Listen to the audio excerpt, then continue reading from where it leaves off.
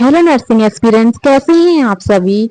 आप सब लोग मुझे जानते हैं। My name is Hina Kumari and आज हम लोग बहुत ही इंटरेस्टिंग टॉपिक पर बात करने वाले हैं जो कि है यूपी बीएससी नर्सिंग।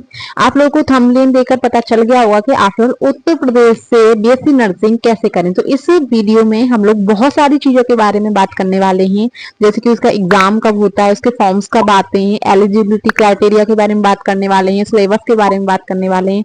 तो ये सारी चीजें हम लोग आज की वीडियो में देखने वाले हैं। तो सबसे पहले तो अगर आपने अभी तक चैनल को सब्सक्राइब नहीं किया है तो सब्सक्राइब कर लो गाइज, क्योंकि यहाँ पर आपको पूरी इन्फॉर्मेशन दी जा रही है और कोई भी इन्फॉर्मेशन गलत नहीं दी जा रही है। एंड वीडियो अच्छा लगे तो लास्ट तक देखना एंड लाइक करके जरूर जाना और कमेंट बॉक्स में मुझे कमेंट भी करना अगर आपका कोई डाउट हो तो। बात करते हैं सी नेट 2026। यूपी में जो बीएससी नर्सिंग का एग्जाम होता है उसे हम लोग सी नेट के नाम से जानते हैं।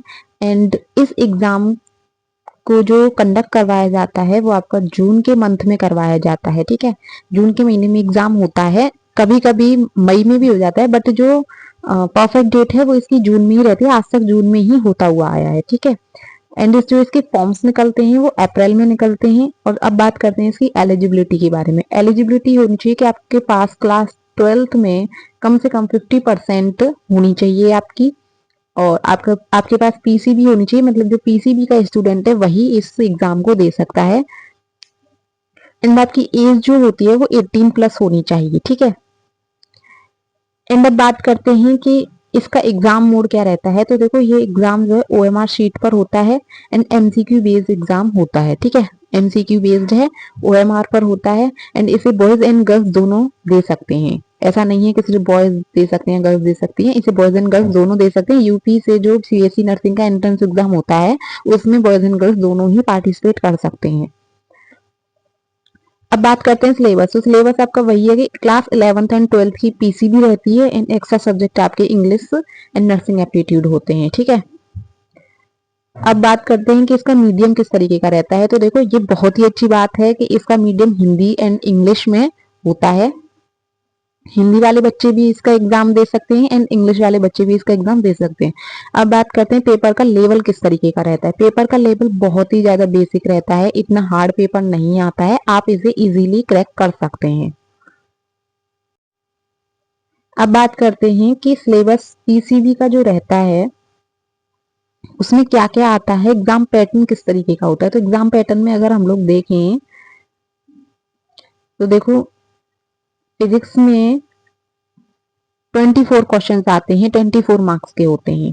केमिस्ट्री में 24 क्वेश्चंस आएंगे, 24 मार्क्स के ही होंगे। बायोलॉजी में 24 क्वेश्चंस होंगे, 24 मार्क्स के होंगे। नर्सिंग एप्टीट्यूड आपके लिए न्यू सब्जेक्ट है, ये न्यू है, लेकिन इसमें भी आपके 24 क्वेश्चंस आते हैं, 24 मार्क्स के ही आते हैं, बेसिक पूछा जाता है। ठीक है, इंग्लिश भी आपका बहुत बेसिक आता है एंड 24 मार्क्स का ही आता है। ठीक है, और क्लास 11th एंड 12th दोनों की ही पीसीबी आपको पढ़नी होती है अच्छे से। अब बच्चे पूछते हैं कि क्या इस एग्जाम में नेगेटिव मार्किंग होती है। तो देखो, इस एग्जाम में कोई भी नेगेटिव मार्किंग नहीं होती है। जितना आप सही करेंगे उतने ही आपको मार्क्स मिलेंगे, जितना आप गलत करेंगे उतने ही आपके मार्क्स कटेंगे।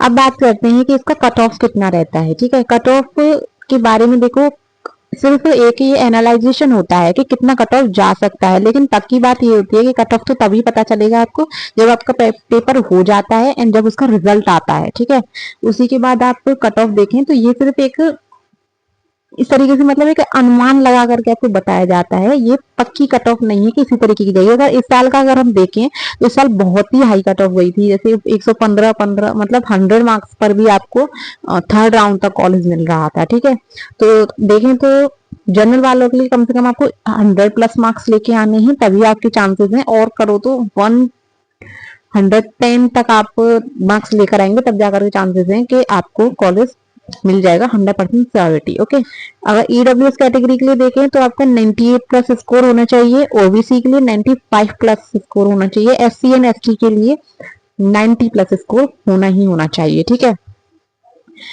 तो पहले इसका एग्जाम जो होता था ना, वो आप लोगों को पता है कि पहले इसका एग्जाम 200 मार्क्स का होता था। ठीक है, लेकिन अब इसका एग्जाम 120 मार्क्स का होता है। तो कट ऑफ इसीलिए इसकी अब हाई जाने लग गई है। अब बात करते हैं कि आफ्टर ऑल अगर इसकी प्रिपरेशन किस तरीके की इससे की जाए। ठीक है,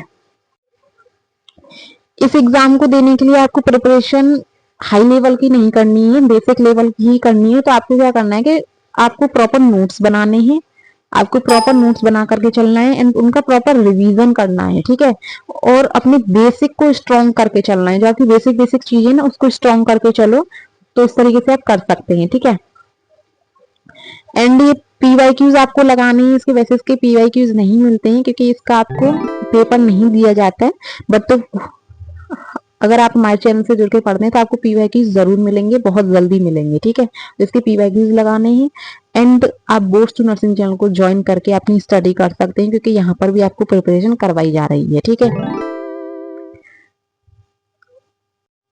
और अगर आप लोग चाहते हैं कि मैं अलग अलग सब्जेक्ट के लिए किस तरीके से प्रिपरेशन करनी चाहिए उसके लिए वीडियो लेके आऊं, तो आप लोग मुझे कमेंट में जरूर बताना कि आप लोग अलग अलग सब्जेक्ट के लिए वीडियो चाहिए कि फिजिक्स की प्रिपरेशन कैसे करें, बायोलॉजी की प्रिपरेशन कैसे करें। इस तरीके से अगर आपको कोई वीडियो चाहिए किसी सब्जेक्ट के ऊपर तो आप मुझे कमेंट करके बताना, मैं आप लोगों के लिए वो भी वीडियो जरूर लेकर आऊंगी। तो ये था आज का हमारा प्यारा सा वीडियो जिसमें हमने सारी की सारी सी नेट की इन्फॉर्मेशन देखी है, जो कि बहुत ज्यादा इंपॉर्टेंट है। बहुत से लोगों को इसके बारे में नहीं पता होता है और वो प्रिपरेशन करना स्टार्ट कर देते हैं और बाद में फिर उन्हें बहुत सारी चीजें बाद में पता चलती हैं, तो फिर वो लोग सोचते हैं कि हमें ये सारी चीजें तो पहले से पता ही नहीं थी। तो इसमें आपको सारी इन्फॉर्मेशन मिल चुकी है और अगर आपको कुछ और पूछना हो तो आपको कमेंट करके जरूर पूछना। एंड अगर आपको वीडियो अच्छा लगा हो तो please share your thoughts in the comment box. तो अपने थॉट्स को कमेंट बॉक्स में जरूर बताना। So thank you so much guys, मिलते हैं नेक्स्ट वीडियो में नेक्स्ट टॉपिक के साथ।